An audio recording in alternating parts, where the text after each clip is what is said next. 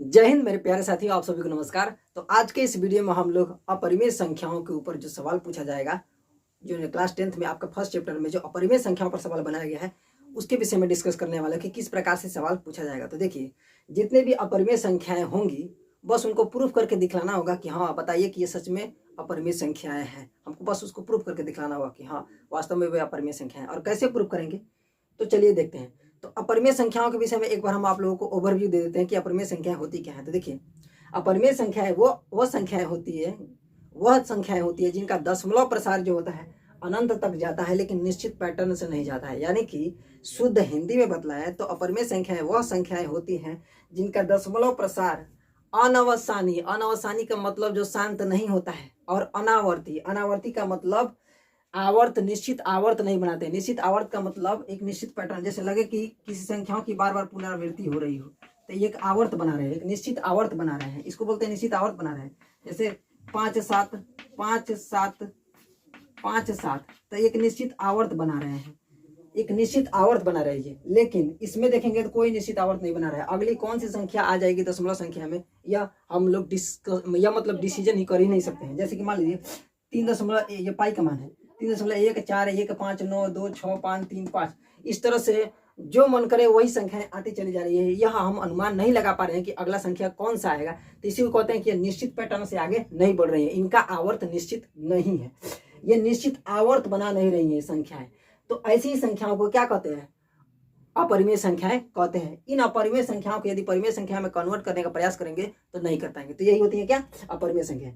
अब चलिए, हमें प्रूफ करने के लिए कहा जाएगा कि बताइए कि हाँ ये अपरिमेय संख्याएं जो है वास्तव में अपरिमेय संख्या है। तो कैसे करेंगे, प्रूफ करके कैसे बतलाएंगे कि हाँ यह एक अपरिमेय संख्या है। जैसे मान लीजिए एक संख्या हो गया √2। अब हमें प्रूफ करके दिखलाना है कि बताइए ये सच में क्या है, अपरिमेय संख्या है। तो अब हमें इसको प्रूफ करना है तो क्या करेंगे, ठीक है। हम जानते हैं पहले से ही जानते हैं कि √2 √3 √5 √7, यानी कि ऐसी संख्याएं जो करड़ी के अंदर हो और जो अभाज्य हो तो उनका दशमलव प्रसार अशांत होता है, अनावसानी होता है, अनावर्ती होता है। यानी कि उनका दशमलव प्रसार निश्चित पैटर्न से आगे की ओर नहीं बढ़ता चला जाता है और वो भी अनंत तक जाता है। तो वो सभी अपरिमेय संख्याएं होती है, ये हम लोग पहले से ही पता है। बस इसी को प्रूफ करना है कि हाँ ये सच में अपरिमेय संख्या है। तो क्या करेंगे हम लोग, ठीक है। हम जानते हैं कि यह अपरिमेय संख्या है, लेकिन अब प्रूफ करके बतलाना है कि यह सच में एक अपरिमेय संख्या है। तो इसका विरोधाभास लेंगे क्या, ठीक है। मान लेंगे कि यह एक परिमेय संख्या के रूप में P/Q के रूप में होगा। हम जानते हैं कि यह परिमेय संख्या है, लेकिन अब हमें प्रूफ करके दिखाना है कि सच में अपरिमेय संख्या है। तो याद रखिएगा, यह अपरिमेय संख्या है और इसको परिमेय मान करके यदि गणित का नियम इसके ऊपर अप्लाई करेंगे तो कहीं ना कहीं नियम का उल्लंघन करेगा, कहीं ना कहीं यह नियम का उल्लंघन करेगा, वहीं से पकड़ा जाएगा कि ससुरा अपरिमेय संख्या है। तो मान लेते हैं कि यह एक परिमेय संख्या है P/Q के रूप में, जहां P और Q दोनों पूर्णांक है, क्या है, पूर्णांक है। और जहां Q जो है इज नॉट इक्वल टू 0, यानी Q जो है 0 नहीं है, ठीक है। यह हमने मान लिया। और साथ ही साथ यह भी हमने मान लिया कि P और Q जो है सह अभाज्य संख्याएं हैं। अब सह अभाज्य संख्याएं का मतलब क्या होता है कि इनको एक साथ काटने वाला कोई संख्या नहीं है। जैसे कि मान लीजिए 5/3, ये दोनों सह अभाज्य संख्याएं कहलाएंगी। अब इनको एक साथे काटने वाला कोई अन्य संख्या नहीं है, एक के सिवा इन दोनों को एक साथ नहीं काट सकता है कोई भी संख्या। लेकिन अगर 6/3 को कहें तो ये दोनों जो है सह अभाज्य संख्या नहीं कहलाएंगी, क्योंकि इनको जो है 3 काट देगा, एक साथ दोनों को काट देगा, तो ये सह अभाज्य संख्याएं नहीं कहलाएंगी। सह अभाज्य का मतलब साथे अभाज्य हो जाए, तो ऐसी संख्याओं को बोलते हैं सह अभाज्य संख्या।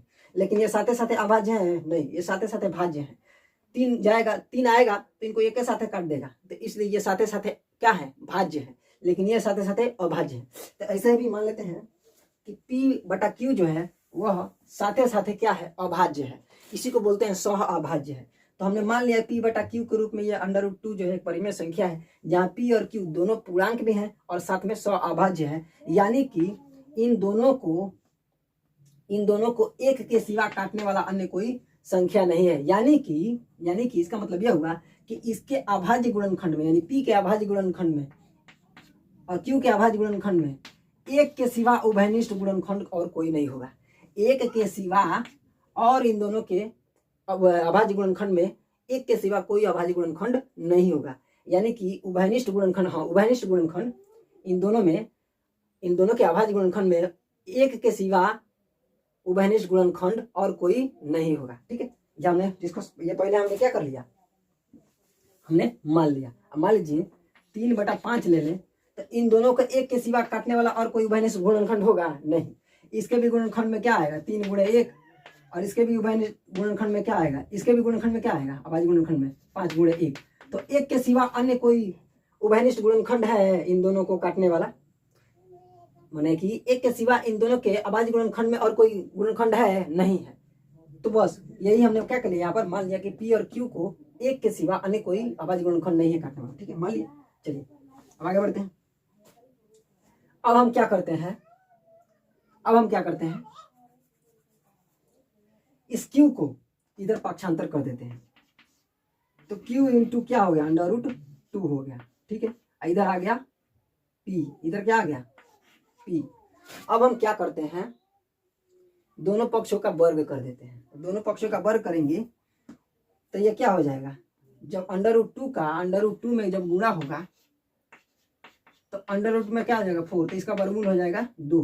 तो √2 का जब स्क्वायर करेंगे, इधर वर्ग करेंगे और इधर वर्ग करेंगे तो क्या हो जाएगा, √2 का गुणा √2 में होगा तो 4 का वर्गमूल क्या हो जाएगा 2, और Q का स्क्वायर हो जाएगा तो 2Q स्क्वायर हो गया। क्या हो गया, 2Q स्क्वायर हो गया। ठीक है, इधर देखिए, इधर क्या होगा, इधर हो गया P स्क्वायर। अब देखिए इस समीकरण को गौर से जरा देखिए, यहाँ पर अंक गणित का आधारभूत प्रमेय याद आ जाएगा। कैसे, देखिए अभी समझ में आ जाएगा। 2 इधर गुणा के रूप में, इधर जाएगा भाग के रूप में, यानी कि यह बतला रहा है, यहाँ पर यह 2 बतला रहा है कि मैं जो है P स्क्वायर को विभाजित करूंगा। यहाँ पर 2 क्या कर रहा है, यह बतला रहा है कि मैं P स्क्वायर को क्या करूंगा, विभाजित करूंगा। तो इसका मतलब क्या हुआ कि P स्क्वायर को, इसका मतलब यह हुआ कि P स्क्वायर को 2 क्या करेगा, काटेगा, 2 विभाजित करेगा। तो जब P स्क्वायर को 2 विभाजित करेगा तो इसका मतलब यह भी होता है कि P को भी क्या करेगा, 2 काटेगा। क्यों, यही अंक गणित का आधारभूत प्रमेय है, नियम है। कैसे, मान लीजिए एक संख्या 4 है तो 4 का स्क्वायर हो जाएगा 16। 16 को संख्या यदि 2 काट रहा है, 16 को संख्या यदि 2 काट रहा है, 2 16 को भी काट रहा है तो 4 को नहीं काटेगा, काटेगा कि नहीं काटेगा। वही चीज यहाँ पर हमने दिखलाया है, जब P स्क्वायर को 2 काट रहा है तो P को भी क्या करेगा, काटेगा। बस यही बात कहना था। ये अवश्य यह अंक गणित का आधारभूत प्रमेय होता है कि जब P स्क्वायर को कोई संख्या 2 काट रहा है तो उसका एकल जो गुणनखंड होगा उसको भी क्या करेगा, 2 काटेगा। ये नियम होता है। ठीक है, तो इससे यह पता चलता है कि P के अभाज्य गुणनखंड में 2 अवश्य आएगा। इससे यह पता चलता है कि P के अभाज्य गुणनखंड में 2 अवश्य आएगा, यानी P बराबर हम 2C लिख सकते हैं, जहां पर हमने यहाँ पर दिखला ही दिया कि 2 इसके अभाज्य गुणनखंड में आ रहा है, जहां C जो है एक अन्य कोई पूर्णांक होगा, हमने दिखला दिया।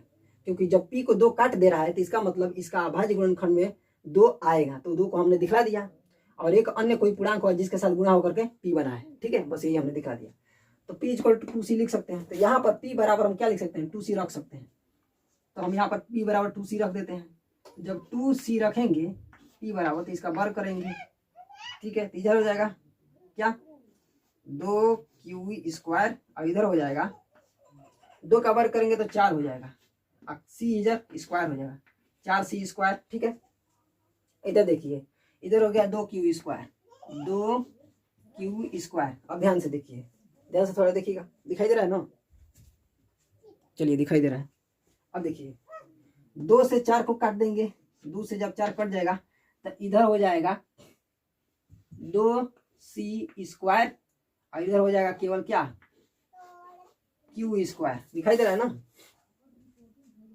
हाँ, इधर हो गया Q स्क्वायर, इधर हो गया 2C स्क्वायर। अब हमें क्या मिला है, इसका स्क्रीनशॉट ले लीजिएगा, एक बार स्क्रीनशॉट ले लीजिए। चलिए ठीक है, अब ध्यान दीजिए इधर, क्यू स्क्वायर बराबर हमें मिल गया 2c²। अब यहाँ पर हमें क्या कह रहा है, यहाँ पर क्या कह रहा है कि 2 जो है वह क्यू स्क्वायर को काटेगा, क्योंकि यहाँ पर 2 गुणा के रूप में है, तो इसका मतलब ये भाग के रूप में जाएगा। अब भाग के रूप में जाएगा तो इसका मतलब 2 जो है क्यू स्क्वायर को भी काटेगा। तो हम जानते हैं गणित के आधारभूत प्रमेय से, अंक गणित के आधारभूत प्रमेय से हम जानते हैं कि जब क्यू स्क्वायर को 2 काटेगा तो इसका मतलब क्यू को भी 2 क्या होगा, काटेगा। ठीक है, इसका मतलब क्यू को भी क्या करेगा, 2 काटेगा। तो जब क्यू को भी 2 काटेगा तो इसका मतलब क्यू के अभाज्य गुणनखंड में जरूर 2 आएगा। क्यू के भी अभाज्य गुणनखंड में क्या आएगा, 2 आएगा। इसको हम लोग लिख सकते हैं, मान लीजिए वहां पर सी लिखा था, यहाँ पर 2d लिख लेते हैं। इसका मतलब क्या हुआ जी, हमने p बटा क्यू के रूप में संख्या माना था, दोनों को अभाज्य संख्या माना था, और एक के सिवा हमने पहले ही कह दिया था कि एक के सिवा कोई अन्य उभयनिष्ठ गुणनखंड नहीं आएगा। लेकिन यहाँ पर हम देख रहे हैं, हम यहाँ पर क्या देख रहे हैं, हम देख रहे हैं कि p के भी अभाज्य गुणनखंड में 2 आया था, और यहाँ q के भी अभाज्य गुणनखंड में क्या आ रहा है, 2 आ रहा है। इसका मतलब यहाँ पर तो नियम का उल्लंघन कर रहा है, विरोधाभास हो रहा है। नियम का उल्लंघन कर रहा है कि नहीं कर रहा है, बिल्कुल कर रहा है। यहाँ पर एक के सिवा हमने पहले ही हमने कह दिया था कि ये दोनों अभाज्य संख्या है, दोनों अभाज्य संख्याएं हैं, और एक के सिवा इनके उभयनिष्ठ, एक के सिवा इनके अभाज्य गुणनखंड में अगर देखें ध्यान से तो एक के सिवा उभयनिष्ठ गुणनखंड अन्य कोई नहीं है। लेकिन यहाँ पर देख रहे हैं p और q में एक के सिवा एक और अभाज्य गुणनखंड उभयनिष्ठ है, जो है क्या, 2। तो एक के सिवा एक अन्य और उभयनिष्ठ गुणनखंड आ गया, और ये कतई भी नहीं हो सकता है। परिमेय संख्याएं यदि रहती है तो परिमेय संख्याएं कभी भी नियम का उल्लंघन नहीं करती हैं। इसका मतलब हमने जो कल्पना किया था कि यह एक परिमेय संख्या है, वो गलत था, क्योंकि अगर परिमेय संख्याएं रहती तो नियम का कभी भी उल्लंघन नहीं करती। यहाँ पर भी जब हम लोग अंत समय हल करते हुए आते, गणित का नियम लगाते हुए आते, तो यहाँ एक के सिवा अन्य कोई उभयनिष्ठ गुणनखंड नहीं मिलता। लेकिन यहाँ पर एक के सिवा एक अन्य गुणनखंड उभयनिष्ठ 2 मिल गया है, तो यह नियम का उल्लंघन कर रहा है। इसलिए यह क्या है, एक अपरिमेय संख्या है। हमने इसको परिमेय मान करके जब नियम को आगे, जब गणित का नियम लागू करके आगे बढ़ाया तो नियम का उल्लंघन कर दिया। इसका मतलब √2 जो है वह एक परिमेय संख्या नहीं है, अपरिमेय संख्या है। परिमेय संख्या रहती तो नियम का उल्लंघन नहीं करती। उभयनिष्ठ गुणनखंड एक के सिवा और जैसे एक के सिवा उभयनिष्ठ गुणनखंड यहाँ पर और कोई नहीं है, तो यहाँ पर भी अंत समय में भी एक के सिवा अन्य कोई उभयनिष्ठ गुणनखंड नहीं आता। तो इस तरह से यह सिद्ध हो गया कि √2 ये क्या है, अपरिमेय संख्या है। लास्ट में लिख देंगे इति सिद्धम।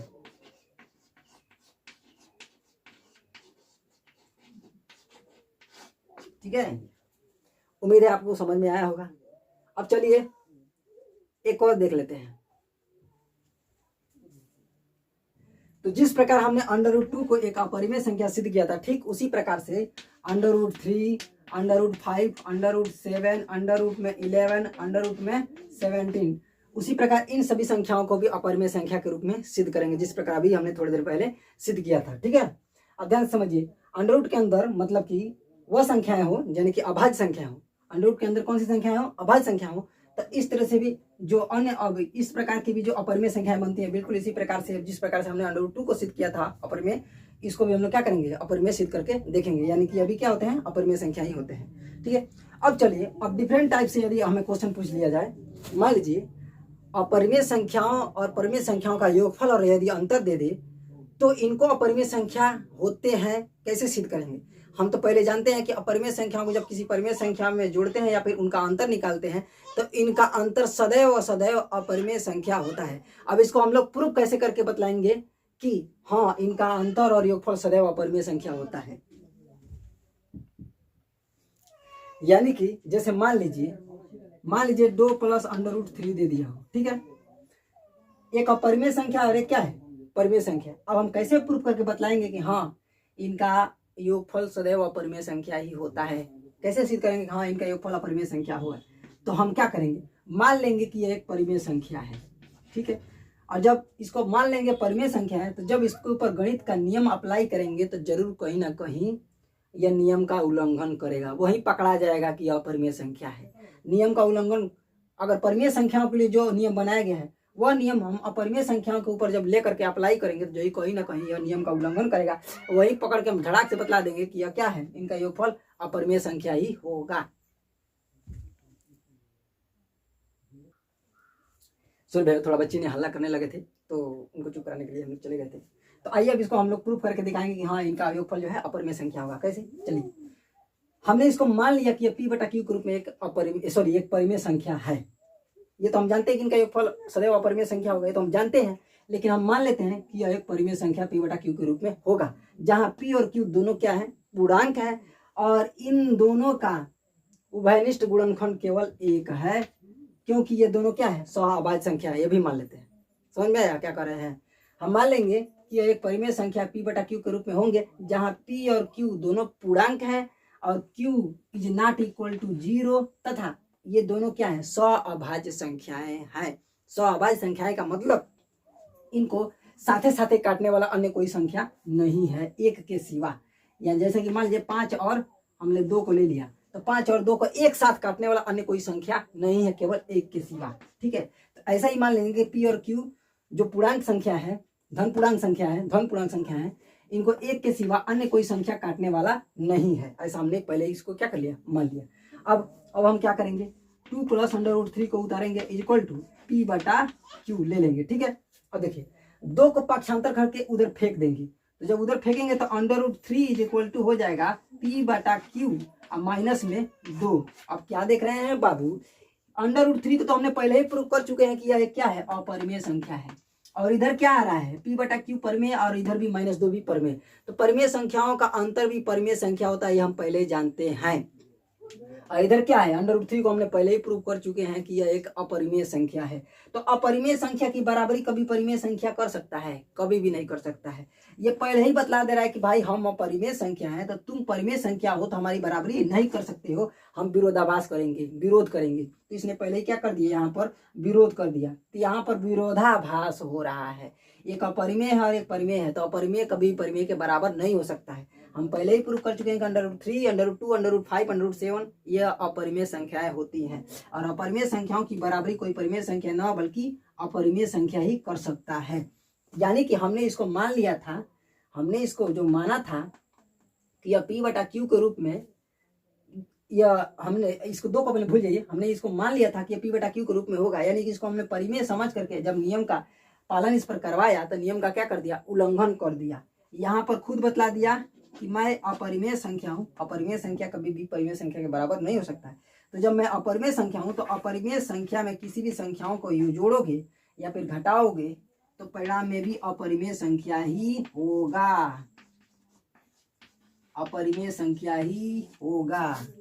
इस तरह से यह सिद्ध हो गया कि अपरिमेय संख्याओं का योगफल और अंतर किसी परिमेय संख्या में करते हैं तो उनका परिणाम सदैव अपरिमेय संख्या होता है। कैसे? मान लीजिए √3 को तो हमने मान लिया कि यह क्या है, √3 को तो हम जानते हैं कि यह क्या है, अपरिमेय संख्या है। और √3 का दशमलव प्रसार क्या होता है, 1.732 और 1, ऐसे करते करते 4, 5, 6 ऐसे करते करते आगे की तरफ बढ़ते चला जाता है। जब इसमें 2 को जोड़ेंगे तो फिर क्या हो जाएगा, 3.732 1 5 6 7 ऐसे करते करते अनंत तक बढ़ते चला जाएगा। बताइए, पहले भी अपरिमेय संख्या था, दशमलव का प्रसार अनिश्चित पैटर्न में अनंत तक बढ़ते चला जा रहा था, अब भी दशमलव प्रसार वही अनंत तक अनिश्चित रूप में बढ़ते चला जा रहा है, निश्चित पैटर्न से नहीं बढ़ते चला जा रहा है। तो एक और नया अपरिमेय संख्या बना कि नहीं बना, बिल्कुल बना कि नहीं बना। यहाँ पर देख रहे हैं कि अन्य अपरिमेय संख्या बना कि नहीं बना। ठीक उसी प्रकार से यहाँ पर देख रहे हैं कि जब हमने गणित का नियम अप्लाई किया तो √3 पकड़ा गया। क्या पकड़ा गया? यहीं पर पकड़ा गया कि मैं एक अपरिमेय संख्या हूँ और तुम उधर देख रहे हो कि परिमेय संख्याओं में से परिमेय संख्या घटाया जा रहा है, तो उधर परिमेय संख्या ही प्राप्त होगा। तो कभी भी परिमेय संख्या अपरिमेय संख्या के बराबर नहीं हो सकता है। और चूंकि हम पहले ही प्रूव कर चुके हैं कि √3 एक अपरिमेय संख्या है, तो अपरिमेय संख्या की बराबरी कोई परिमेय संख्या नहीं कर सकता है, अपरिमेय संख्या ही करेगा। तो इसलिए जब मैं अपरिमेय संख्या प्रूफ हो चुका हूं तो मुझ में कोई भी संख्या यदि पूर्णांक में या कोई परिमेय संख्या को जोड़ोगे मुझ में, तो सदैव अपरिमेय संख्या ही प्राप्त होगा। इस तरीके से हमने सिद्ध कर दिया कि √3 में किसी भी परिमेय संख्या को जोड़ेंगे तो सदैव अपरिमेय संख्या ही प्राप्त होगा। तो लिखेंगे इति सिद्धम, इति सिद्धम। ठीक है, कहेंगे चूंकि यहाँ पर प्रश्न के उत्तर में यहाँ पर विरोधाभास उत्पन्न हो रहा है, यानी √3 p/q-2 के बराबर कभी भी नहीं हो सकता है। अतः हमारी कल्पना अनुचित थी कि 2 + √3 एक परिमेय संख्या के रूप में हो सकता है, क्योंकि अगर ये परिमेय संख्या के रूप में होता तो नियम का उल्लंघन नहीं करता। इधर √3 नहीं आता, इधर भी कोई ना कोई परिमेय संख्या आता, इधर भी परिमेय संख्या आता, लेकिन यहाँ पर एक अपरिमेय आ गया, एक परिमेय आ गया, नियम का उल्लंघन हो जा रहा है। इसलिए किसी भी अपरिमेय संख्या में जब हम किसी परिमेय संख्या को जोड़ते हैं या घटाते हैं तो उनका योगफल और अंतर सदैव अपरिमेय संख्या होता है। इस तरह से हम लोग क्या करते हैं, प्रूव करते हैं। उम्मीद है आप लोगों को समझ में आ गया हो। तो मिलते हैं नेक्स्ट वीडियो में हम लोग एनसीईआरटी के प्रश्नावली 1.1 के सॉल्यूशन के साथ। तब तक के लिए जय हिंद। अच्छा से अपना ख्याल रखिएगा।